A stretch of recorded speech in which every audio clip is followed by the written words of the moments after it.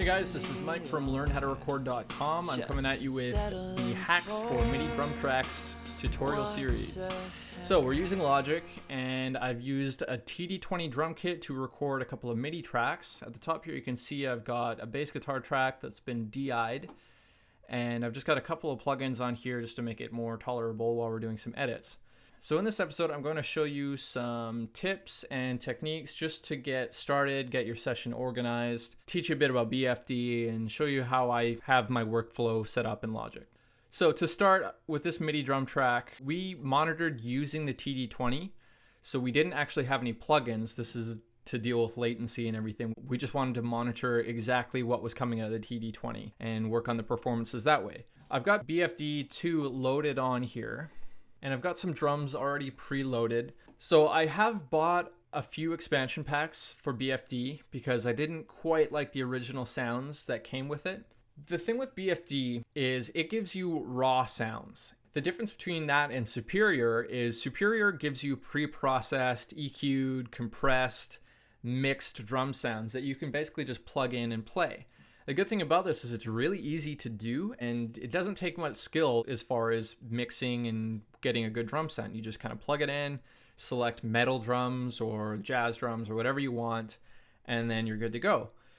Now, the reason I like BFD is it gives you raw sounds, which causes you to have to treat it like an acoustic drum kit. Now, the byproduct of that is that you get a more realistic sounding drum track in the end. You have to edit, you have to mix, you have to EQ, you have to do the whole works to make it sound real. You have the option as well of having mic bleed for your kick and snare. You can have it like everything bleed just exactly the way it would with a real drum kit.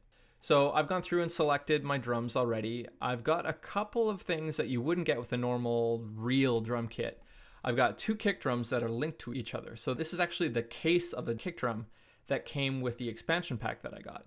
So you can just test it out by holding Option and clicking on it. So it kind of sounds like a kick drum, but it's just more low end, I find, and just kind of hits you in the chest. I've also got the DW kick. Nice click on that. And then I've got two snares that blended together sound like this. So you can hear quite a bit of the room through there because I've got the room overhead and ambient sends going quite high. Because I like that bleed, I like the natural sound, and that's what's actually going to give us a more natural sound in the end. One thing I've noticed about BFD and how it interacts with Logic is it tends to forget the key maps every time you restart. So this is just a quick note here. Every time you load BFD, if you've recorded using TD20 drum kit or any of the other drum kits here, you can see a whole bunch of them here. You might have to reload the key map every time you load this. I notice that I have to do it, so it's a habit I've gotten into. Otherwise, the program is not going to handle, especially your hi-hats, it's really not going to handle them the same way that the drummer actually played them. Now I've got this take folder here. I've got 5 takes. We did it just the exact same way we would with an acoustic drum kit. We played it all the way through a handful of times, and now we need to go back and comp together the perfect drum take.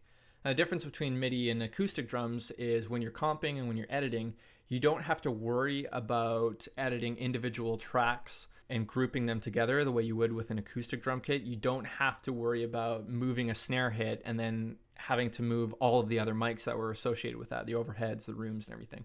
You can actually just move the notes that were recorded in MIDI, and it becomes super easy to edit and quantize and mix this thing.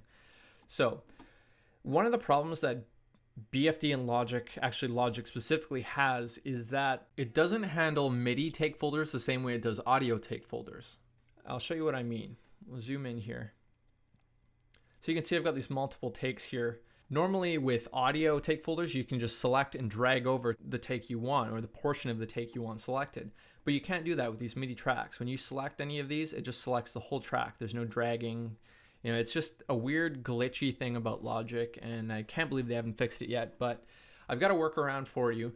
What we're gonna have to do is listen to this whole track, and as we go, I've got the scissor tool selected on my secondary mouse button, and we're gonna have to go through and just cut in between sections of the drums. So we want to isolate any kind of extended repeating section, and we also want to isolate the fills. And one thing you want to notice about this is that when you go to cut something, Logic automatically snaps you to the grid. And you need to be careful with that because the takes that the drummer did are not perfect. They're not quantized. So each note, each MIDI note is not going to directly line up to the grid. So you might actually be, if you go chopping everything to the grid, you might be cutting notes in half. So you'll actually be triggering 2 drum hits for any 1 drum hit that you cut in half. And that really sucks to deal with. An easy fix for that is just to hold Control and drag to where you know there are no hits and let go. And there you go. Now, this is usually the size, generally the size that I would go. It's about 3.5 bars or so. And then I would start comping based on the best take from there. So what I do first is chop up the whole track into these small little segments, and I try and isolate the fills, and then I go back and I comp it and I choose the best take. So I'm going to go ahead now and chop up this take.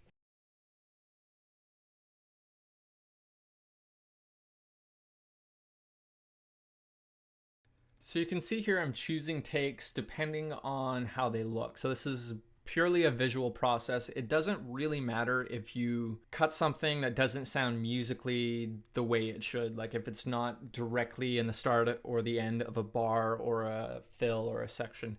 What really matters is that you're taking small sections so that you can interchange them with different takes.